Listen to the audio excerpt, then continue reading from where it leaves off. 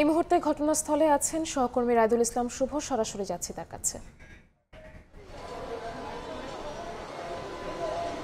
রায়দুল, রাজধানীর মিরপুরের এই রূপনগর এলাকার যে কেমিক্যাল গোডাউনটিতে আগুন লাগার ঘটনাটি ঘটেছিল, সেই ঘটনার একটি রাত পেরিয়েছে। সেই একটি রাত পেরিয়ে পরেও কিন্তু আমরা দেখছি যে সে আগুনের ধোঁয়া সেটি কিন্তু বের হচ্ছে এখনও সেই কেমিক্যাল গোডাউন থেকে। এবং ফায়ার সার্ভিসের কর্মীরা সেই গতকাল 11:30 থেকে উদ্ধার কার্যক্রম সেটি শুরু করে সারা রাত ধরে কিন্তু তারা এখানে আছেন এবং সকালেও তিনি কাজ শুরু করেছেন।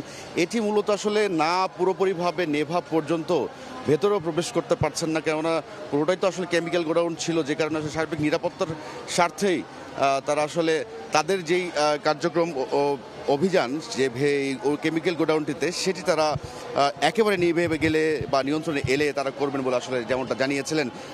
এখন প্রায় 8টা পেরিয়েছে, এখনও কিন্তু যত বেলা গড়ছে এখানে অনেক উৎসুক জনতা যারা আছেন তারা এখানে ভিড় করছেন এবং অনেকের যারা স্বজনরা আছেন তারা অনেকটা অশ্রুকাতর হয়ে আসছেন যে গতকাল সকালে এই ভবনটিতে আসলে তারা কাজের উদ্দেশ্যে এসে বেরিয়েছিলেন বাড়ি থেকে, কিন্তু এই যে গতকাল 8টা, আজকে সকাল 8টা থেকে কিন্তু শিফট শুরু হতো এই পাশে থাকা যে গার্মেন্টসটি ছিল সেই গার্মেন্টসের।